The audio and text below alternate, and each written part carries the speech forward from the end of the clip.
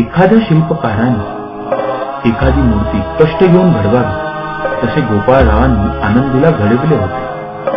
त्यांना ज्ञान संपन्न केले होते. परंतु मूर्तीची स्थापना होण्यापूर्वीच ती भंग पावावी असे आनंदीबाईंच्या बाबतीतही घडले होते. आनंदीबाईंनी डॉक्टर म्हणून समाजसेवा केलेली पाहण्याचे भाग्य गोपाळरावांना लाभलेच. तिच्या मृत्यूमुळे ते सैरभैर झाले, एकटे पडले. डॉक्टर आनंदी गोपाळ जोशी यांच्या जीवनावरील ही कहाणी.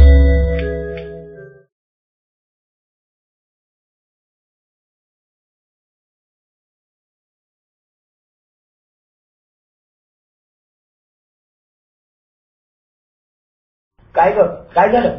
काय नाही रे. मग काय रडते एक मुलगी आज? काय रुसली तू? माझं US मध्ये ऍडमिशन झालं, ते पण MBBS आहे. स्कॉलरशिप पण मिळाली. मग चांगली गोष्ट आहे की. अच्छा, मला सोडून जाणार म्हणून रडतेस ना? गपरे, त्याच्यानी शिक्षणासाठी सरळ सरळ नकार दिला. लग्नाचं बोलतात माझं, लग्न कर मागे लागलेत माझं. अगं मग बरोबर आहे त्यांचं. 24ची झालीच तशी तू आता. मला नाही करायचं लग्न, मला शिकायचंय. मग शिक ना, तुला कोणी अडवलंय? आणि तुझ्या घरच्यांनी नकार दिला तर शिक्षणासाठी लग्न झाल्यावर? अगं मी आहे ना, तुला कळतंय का? अगं लग्नानंतर सुद्धा शिकलेल्या महिला आपल्याकडे आहेत. सावित्रीबाई फुले, अहिल्याबाई होळकर, डॉक्टर आनंदीबाई जोशी. काय? कोण आनंदीबाई? डॉक्टर आनंदीबाई जोशी भारतातील पहिली महिला डॉक्टर. निश्चय, साहस, धैर्य यांचं मूर्तिमंत उदाहरण. वयाच्या 11व्या वर्षी लग्न झालं त्यांचं गोपाळरावांशी. गोपाळराव पोस्टमास्टरची नोकरी करणारे एक ब्राह्मण गृहस्थ. मुळात आनंदीबाईंना खेळण्याची प्रचंड आवड. त्यांना शिक्षणात काही रस नव्हता. परंतु गोपाळरावांनी त्यांना शिक्षणाची गोडी लावली. आनंदी, हे पुस्तक घ्या. यामध्ये एक धडा दिला आहे, तो पाठ करा. मला नाही शिकायचं, मला शिकून काय करायचं? अगं यमू, शिक्षणामुळे बरेच फायदे होतात. जगाचे ज्ञान मिळते, कसे वागावे, कसे बोलावे हे समजते, बरं का? आणि हो, तू हा धडा पाठ केलास ना की मी तुला बक्षीस देईन. गोपाळरावांनी आनंदीला शिकवण्याचे कार्य पुढे चालूच ठेवले. आनंदीलाही गोडी लागलीच. म्हणून गोपाळरावांनी आपली बदली कोल्हापुरात करून घेतली. आणि मध्ये कोल्हापूरला जात असताना साताऱ्यात, हे बघा आनंदीबाई, आपण परगावी आला आहात तरी काळजी घ्यावी. आणि त्यात आपल्याला शिकावयाचे देखील आहे. पण आम्हाला नाही शिकायचंय. आनंदीबाई, आपण विश्रांती घ्या. यावे आपण.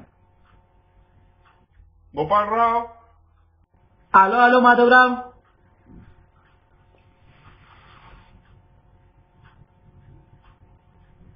अहो, कुठे चाललात? काळजी घ्या.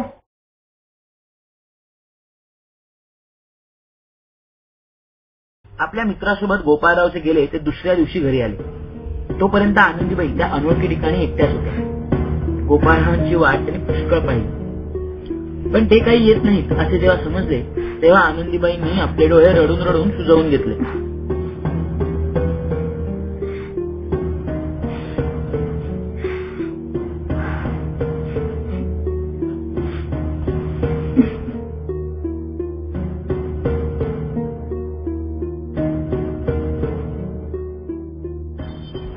पण गोपाळरावने जे काही केलं ना ते विचारपूर्वकच केलं, यात काही शंकाच नाही. अरे पण ते कोल्हापुरात गेले की नाही? आणि असं का केलं गोपाळरावांनी? हो, गेले.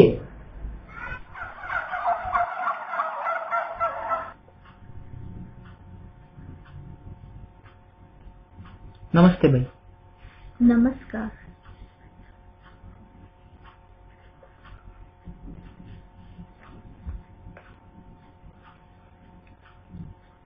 मी आसीबाई. माझ्या पत्नी आनंदीला शिक्षणाची प्रचंड गोडी आहे. वा, खूपच छान. पण तुमची शाळा फारच लांब आहे. इतक्या लांब पायी जाणे जमणार नाही. त्यातच एकट्या बाईला धाडावयाची अडचण होते. जर आपण आपल्या गाडीतून तिला नेणार असाल तर मी विचार करेन. पण माझं तिचं कसं जुळेल? मला कधी उशीर होतो व कधी लवकर जावं लागते. माझ्या वेळेला जर तुमची बायको हजर असेल तर मी तिला माझ्या बरोबर गाडीतून नेऊ शकेन. बरे आहे. अरे कळतंय रे मला तू काय बोलतोय, पण गोपाळरावांच्या घरच्यांनी विरोध तर नाही केला. हो केला ना. अप्पा, बायकांच्या जातीला इतके शिक्षण काय करायचे गोपाळराव? साधारण पोत्या वगैरे वाचता आल्या म्हणजे झाले ना. शिकून काय कुठे त्यांना चाकऱ्या मिळवायच्या? आणि त्यांनी चाकऱ्या मिळवल्या मग पुरुषांनी काय करावे? बाईच्या जातीला स्वतंत्रता व विद्या काहीही कामाची नाही. नाही अप्पा, आपण जे म्हणताय ते आम्हाच पटत नाही. निव्वळ अज्ञानामुळे लोक बायकांना फसवतात आणि एकदा का त्या शिकल्या म्हणजे त्यांना कोणी फसवू शकणार नाही. तू जर हाच निश्चय केला असेल तर आजपासून मी तुझं तोंड नाही बघणार नाही. अप्पा अप्पा,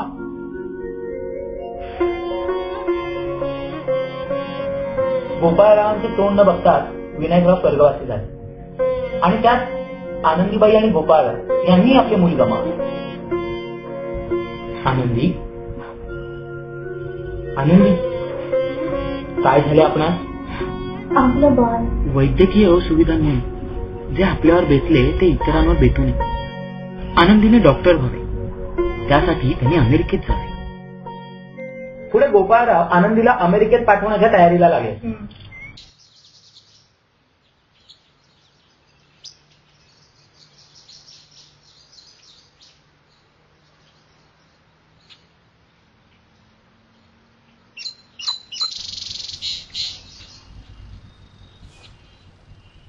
आम्हास काही रजा मिळेल असे आता वाटत नाही, त्यामुळे आपण एकट्यानेच अमेरिकेत जावे.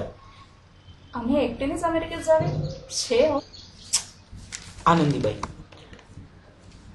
तुम्ही आम्ही एकत्र जाव्याचे म्हटल्यास आणखी 2 वर्षे लागतील आणि त्या काळात तुमचा अर्धाधिक अभ्यास पूर्ण देखील होईल असे आम्हास वाटते. आजपर्यंत ब्राह्मणाची स्त्री परदेशात गेल्याचे काही ऐकिवत नाही, तेव्हा तुम्ही तुमचे उदाहरण लोकांसमोर ठेवा. स्त्रीच्या अंगी सामर्थ्य नाही असे म्हणणारे पुष्कळ आहेत, त्यांना तुम्ही तुमच्या उदाहरणाने दाखवून द्या. आपल्या चालीरीतीत तिळभरही बदल न करता आपल्या चालीरीतींची गोडी अमेरिकेतील लोकांना लावा. आजकाल सुधारणा व्हावी, अमुक व्हावे, तमुक व्हावे असे म्हणणारे जरी पुष्कळ असले तरी त्यांच्या हातून काही होणे नाही. त्यामुळे आपण अमेरिकेत जाण्याची तयारी करा. बरे आहे, आम्ही अमेरिकेत जाणार आणि आपली इच्छा पूर्ण करण्याचा प्रयत्न करणार. आपण तयारीस लागा. आनंदीने अमेरिकेत जाऊ नये म्हणून त्यांच्या बहिणीने विरोधही केला. अगदी त्यांचे भाऊ बाळासाहेब हे आजारी असल्याचे खोटे पत्रही पाठवले. हा काय वेडेपणा हा. आनंदी, काय झाले आपणास? बाळा आजारी आहे, अस्वस्थ आहे. आम्हास त्यांना भेटायला हवे.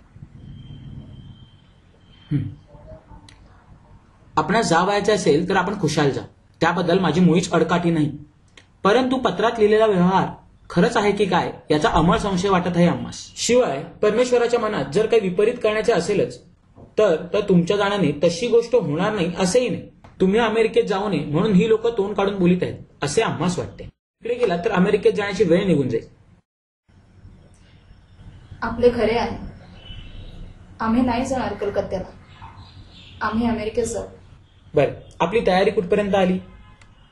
पुढे आनंदीबाई अमेरिकेत गेल्या, डॉक्टर होऊन परतही आल्या. येत असताना त्यांना टीबी झाला.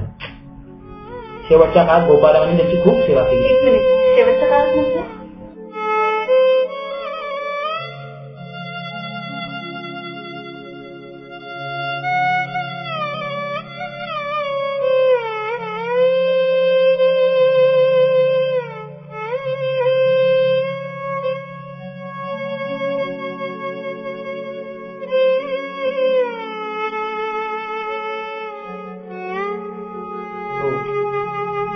अगदी अवघ्या 21व्या वर्षी त्या गेल्या. 21व्या? दुर्दैवच म्हणायचं.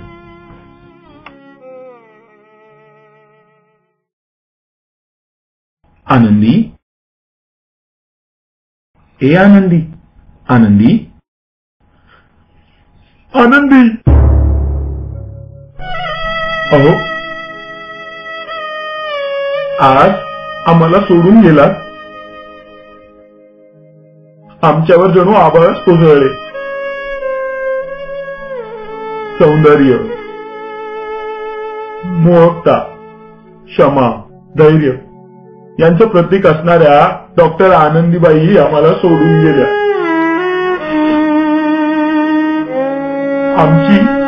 आमची नव्हे तर आपली सर्व स्वप्नास धुळीस मिळाली हो, धुळीस मिळाली.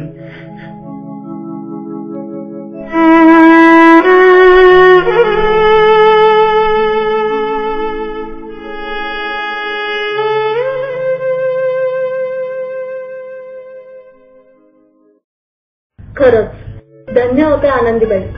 एवढे संकट येऊन देखील त्या डॉक्टर बनल्या. एवढंच नाही तर भारतातील पहिल्या महिला डॉक्टर बनल्या. पण मला त्यांच्याबद्दल आतापर्यंत काहीच माहित नव्हतं. का रे असं? कारण आजपर्यंत आनंदीबाई फक्त पुस्तकात मी सापडल्या. शिकेन, काय? मी शिकेन, लग्न करेल तरी शिकेन मी. आनंदीबाई अल्पवयीन असूनही थोर होत्या. जर त्या काही दिवस नव्हे तर काही वर्ष वाचल्या असत्या तर या देशाचे खूप फायदे झाले असते. अलौकिक बुद्धिमत्ता, विलक्षण धैर्य, निस्सीम देशभक्ती, निर्मळ पतिप्रेम, नीती, सहिष्णुता, पापभीरुता या गुणांनी युक्त आनंदीबाईंनी जे विद्यार्थ्याचे अवघड काम पुरुषांनाही जमणे कठीण होते ते अल्पकाळात जेथे मायेचा एकही माणूस नाही त्या हजारो मैल दूर असलेल्या अमेरिका देशात जाऊन पूर्ण केले. स्त्री शिक्षणाला विरोध असूनही गोपाळरावांनी आपल्या पत्नीला डॉक्टर बनवले. खरोखरच धन्य त्या आनंदीबाई जोशी आणि धन्य तिला डॉक्टर करणारे त्यांचे पती गोपाळराव जोशी या उभयतांना मानाचा मुजरा.